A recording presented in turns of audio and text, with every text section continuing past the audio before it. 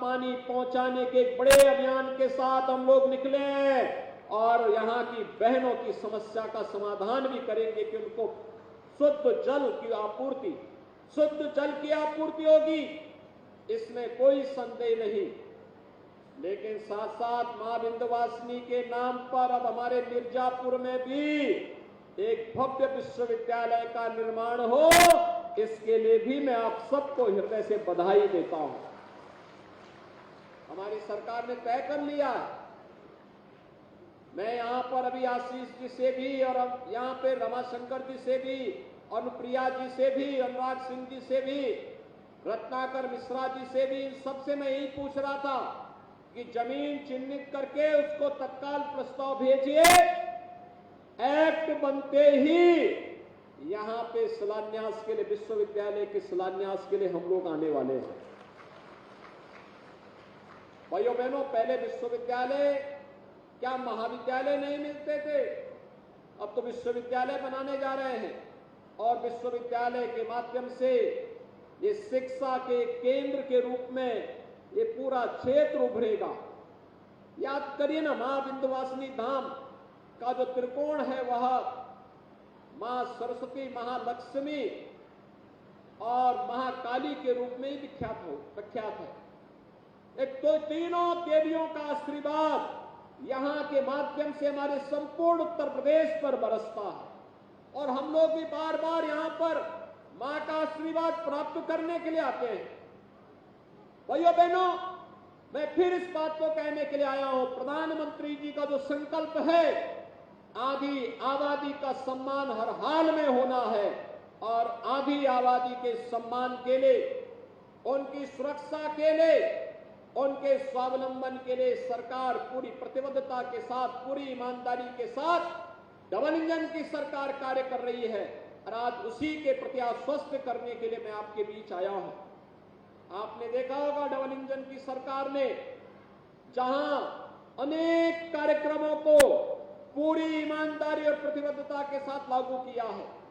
मुझे अच्छा लगता है जब मैं मिर्जापुर और सोनभद्र जिलों में आता हूं, हमारी सरकार ने तय किया है कोल जाति का चेरो, कोल, कोड या फिर मुसहर, बनटांगिया, थारू, जो भी इस प्रकार की जनजातियां हैं, अनुसूचित जाति के लोग हैं, अति गरीब लोग हैं, जिनके पास अपना मकान नहीं है, प्रधानमंत्री आवास योजना में आच्छादित नहीं हुआ है, उसके लिए मुख्यमंत्री आवास योजना से एक एक आवास उपलब्ध करवाने का कार्य हमारी सरकार करेगी और सरकार ने अपने इस वायदे को निभाया है। हर व्यक्ति को आवास मिलना ही चाहिए। हर घर में स्वच्छता के लिए, नारी गरिमा के लिए शौचालय होना ही चाहिए। हर घर में शुद्ध पेयजल की आपूर्ति की व्यवस्था होनी ही चाहिए। हर परिवार में 5 लाख रुपए की स्वास्थ्य बीमा का कवर मिलना ही चाहिए। और सरकार की परीक्षा की कसौटी थी कोरोना कालखंड। आपने देखा होगा जब विपक्ष के लोग आराम कर रहे थे, अपने अपने लिए ही चिंतित थे, तब डबल इंजन की सरकार आपके हितों का संवर्धन करने के लिए फ्री में टीका, फ्री में टेस्ट, फ्री में वैक्सीन और फ्री में उपचार के साथ साथ फ्री में राशन की सुविधा का लाभ भी दे रही थी और आज भी दे रही है। भाइयों बहनों, हमारे लिए तो पूरा उत्तर प्रदेश ही परिवार है। प्रधानमंत्री मोदी जी के लिए देश की 142 करोड़ की जनता ही परिवार है और उनके लिए जिस प्रतिबद्धता के साथ वे कार्य कर रहे हैं, ये किसी से छुपा हुआ नहीं है।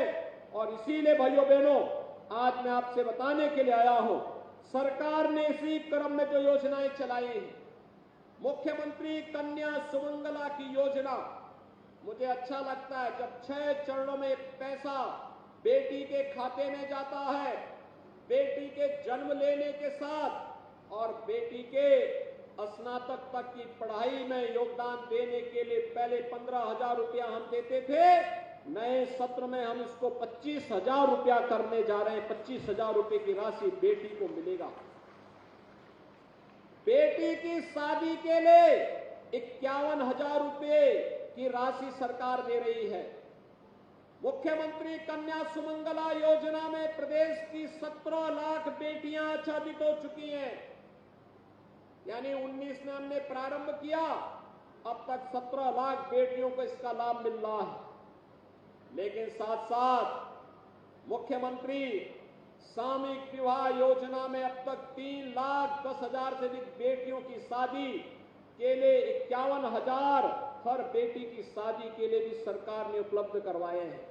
आप कुछ देखिए ना, पहले बेटियों की शादी के लिए गरीब के घर कोई जाता ही नहीं था, और आज जब सामूहिक विवाह की ये कार्यक्रम संपन्न होते हैं, कई मुख्यमंत्री, कई मंत्री, सांसद, विधायक, अधिकारी, ये सभी उस कार्यक्रम में भागीदार बनते हैं।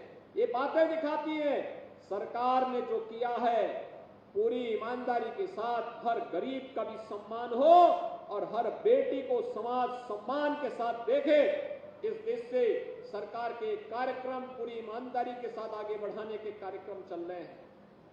सरकार वर्तमान में मिशन शक्ति के अंतर्गत अपने चतुर्थ चरण के कार्यक्रम को आगे बढ़ा रही है।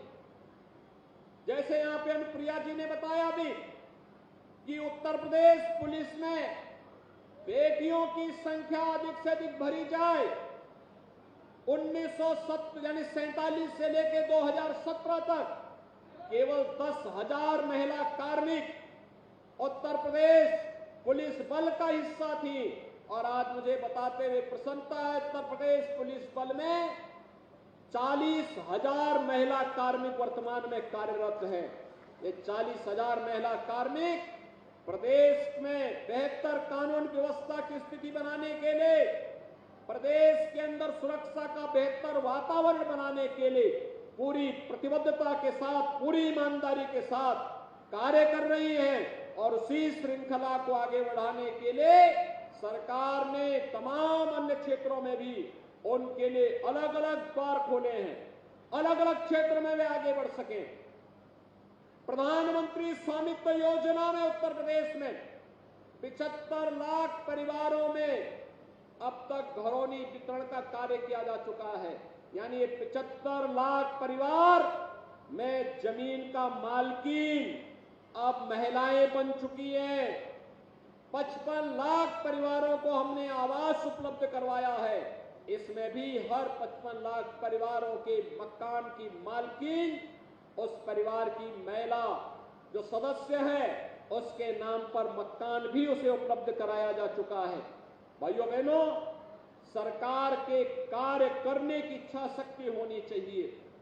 सरकार अगर दृढ़ इच्छा शक्ति के साथ आगे बढ़ती है, कोई कारण नहीं कि गरीब के पास उन योजनाओं का लाभ न पहुंचे। अवश्य पहुंच सकता है। पहले 300 रुपए की निराश्रित पेंशन दी जाती थी। आज मुझे प्रसन्नता है हमारी सरकार ने 300 रुपए की पेंशन की राशि को बढ़ा करके आज इसे 1,000 रुपया प्रतिमाह किया है। हर लगभग 30 लाख निराश्रित महिलाओं को हर वर्ष 12,000 रुपए की पेंशन की राशि हम लोग उपलब्ध करवाने का कार्य कर रहे हैं। ये सरकार की वही योजनाएं हैं जिन योजनाओं के माध्यम से हम उनके सशक्तिकरण के लिए, उनके सम्मान के लिए कार्य कर रहे हैं। 15 करोड़ गरीबों को राशन की सुविधा का लाभ उपलब्ध करवाया जा रहा है। और आज मैं आपके बीच इसी बात को लेकर के आया हूं कि प्रदेश में और केंद्र में दोनों सरकारें मिलकर के आधी आबादी की सुरक्षा के लिए, उनके सम्मान के लिए, उनके स्वावलंबन के लिए पूरी प्रतिबद्धता और ईमानदारी के साथ कार्य करेंगी।